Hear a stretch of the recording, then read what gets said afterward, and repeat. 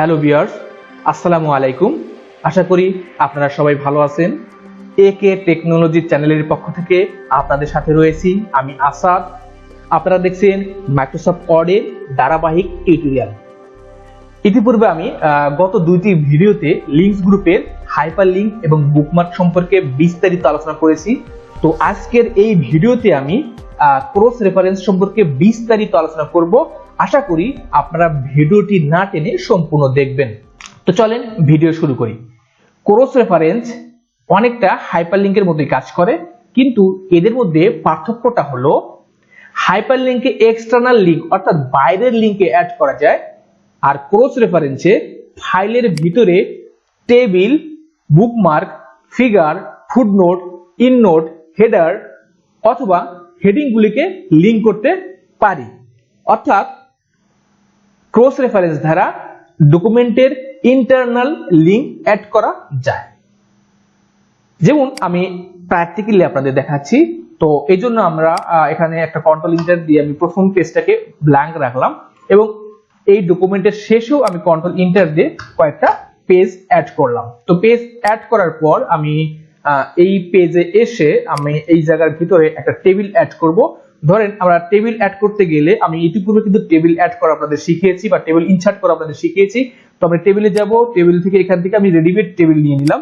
তো table add করার পর আমি এই জায়গায় মাউস পয়েন্টার রেখে রাইট বাটন ক্লিক করে আমি এখানে একটা ক্যাপশন ইউজ করব। তো এখানে লেখা আছে ইনসার্ট ক্যাপশন, এখানে ক্লিক করবেন।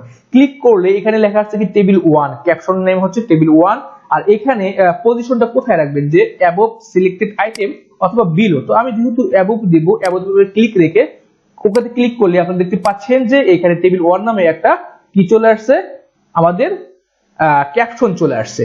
এখন আমি তার পরের পেজে এসে আমি আরেকটা টেবিল অ্যাড করব। ইনসার্টে যাব, টেবিল নিব, আমি এখান থেকে একটা রেডিমেড টেবিল নিলাম। সেম আমি এখানে রাইট বাটন ক্লিক করে আমি ইনসার্ট ক্যাপশনে যাব এবং এখানে টেবিল 2 নামে আমার ক্যাপশন নেম চলে আসছে। আমি ওখানে ক্লিক করব। এটা যেহেতু আমি অ্যাবভে রাখবো, এটা আমি আপনাদের দেখালাম। তো এরপরে আমি এই 3 নাম্বার পেজে আমি কি করব, একটা পিকচার নেব। যেমন পিকচার নেওয়ার জন্য ইনসার্ট টেবিল যাব, আমি পিকচার ক্লিক করব। এখান থেকে আমাদের যেখানে পিকচার আছে আমি সেখান থেকে একটা পিকচার অ্যাড করব। ধরুন আমি এই পিকচারটাকে অ্যাড করব। এখানে আমি ডাবল ক্লিক করলে কিন্তু ডকুমেন্টে পিকচার অ্যাড হয়ে গেল। এখন এটাকে আমি জাস্ট শুধু র‍্যাপ করে ইন ফ্রন্ট অফ টেক্সট করে আমি এটাকে একটু ছোট করে দিচ্ছি।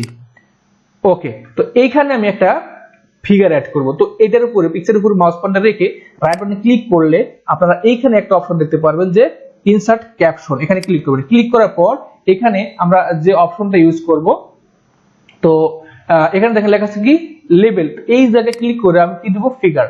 আমি ফিগারে ক্লিক করব। ক্লিক করে এটা দেখা দেওয়া আছে বিলো সিলেক্টেড আইটেম, জাস্ট এটাকে আমি কি করে দেব, অ্যাবভে ক্লিক করব। দেন ওকে, আপনারা দেখতে পাচ্ছেন এই জায়গায় কিন্তু ফিগার 1 নামে কিন্তু আমাদের একটা কি টেক্সট চলে আসছে। তো এটা মূলত আপনারা যখন পুরো সায়েন্সের যখন প্র্যাকটিক্যালি করা হয় তখন কিন্তু বাম পাশে কিন্তু ফিগার দেওয়া থাকে অর্থাৎ পিকচার দেওয়া থাকে, তারপরে পেজে কিন্তু আমরা লিখে থাকি। তো এগুলো অ্যাড করার পর এখন আমি প্রথম পেজে চলে আসছি, কন্ট্রোল হোম দিয়ে প্রথম পেজে চলে আসছি। তো এইখানে কিন্তু আমি ইতিপূর্বে কিছু ওয়ার্ড কিন্তু বুকমার্কে অ্যাড করে রেখেছি।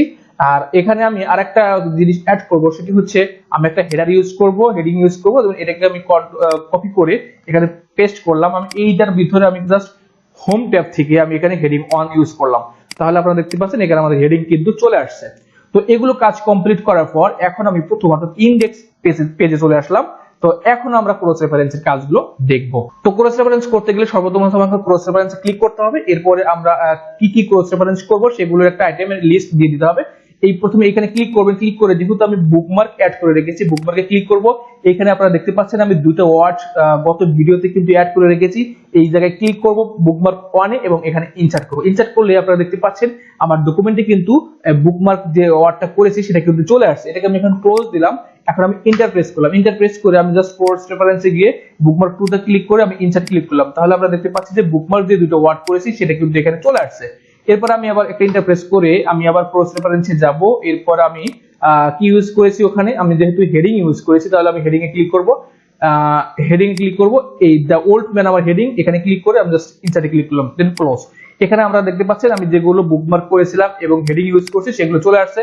এরপরে আমি যে টেবিল ইউজ করছি সেটা এখন আমি এখানে নিয়ে আসবো। ক্রস রেফারেন্সে যাব, আমরা এই জায়গায় ক্লিক করে আমি জাস্ট নিচে এসে টেবিলে ক্লিক করব। যেহেতু আমি দুটো টেবিল অ্যাড করেছি, প্রথমে একটা ক্লিক করে ইনসার্টে ক্লিক করবেন, দেন ক্লোজ দিয়ে আবার ইন্টারপ্রেস করবেন, আবার ক্রস রেফারেন্সে গিয়ে আমি টেবিল 2 তে ক্লিক করব, ইনসার্টে যাব, দেন ক্লোজ দিব। তাহলে আমরা কিন্তু টেবিল দুটো অ্যাড করলাম। এখন আমি পিকচারে যে ফিগার দিয়েছিলাম সেটা আমার নিয়ে আসতে হবে এখানে। ক্রস রেফারেন্সে ক্লিক করব, আমরা এই জায়গায় ক্লিক করে আমি কি দিব, ফিগারে ক্লিক করব, এবং ফিগার 1 ক্লিক করে জাস্ট ইনসার্টে ক্লিক করবেন, দেন ক্লোজ।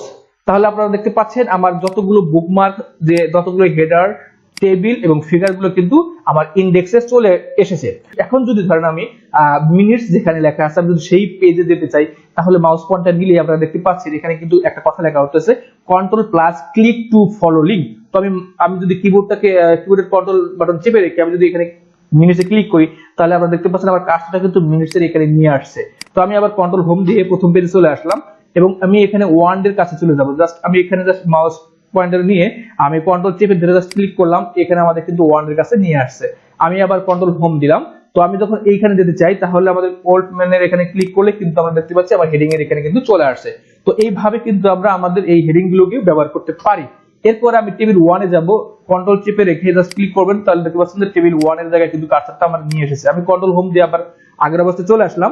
এরপরে টেবিল 2 এখানে মাউস পয়েন্টার রেখে জাস্ট ক্লিক করবেন, তাহলে দেখতে পাচ্ছেন টেবিল 2 এখানে কিন্তু আমার কার্সারটা চলে এসেছে। এখন আমি কন্ট্রোল হোম দিলাম এবং লাস্ট হচ্ছে আমি ফিগার 1 যেখানে পিকচার নিয়েছি, আমি সেখানে যদি দিতে চাই তাহলে কন্ট্রোল চেপে রেখে জাস্ট ক্লিক করব, তাহলে দেখতেছেন যে আমার ফিগার 1 এর এই জায়গায় কিন্তু কার্সরটা নিয়ে এসেছে বা ওপেন হয়েছে। তো এইভাবে আমি আবার কন্ট্রোল হোম দিয়ে আগের পেজে আসলাম। তো এইভাবে কিন্তু আমরা ইন্ডেক্সের মাধ্যমে আমরা ক্রস রেফারেন্সের কাজগুলো করতে পারবো। তো এইভাবে আমরা ক্রস রেফারেন্সটা ব্যবহার করব। তো আশা করি যদি আমার এই ভিডিওটা দেখেন তাহলে ক্রস রেফারেন্স সম্পর্কে A to Z ধারণা পেয়ে যাবেন। তো আজকের মতো ক্লাস এই পর্যন্তই। ভিডিওটি ভালো লেগে থাকলে সবাই লাইক, কমেন্টস, শেয়ার এবং সাবস্ক্রাইব করতে ভুলবেন না। তো সবাই ভালো থাকবেন, সুস্থ থাকবেন, খোদা হাফেজ।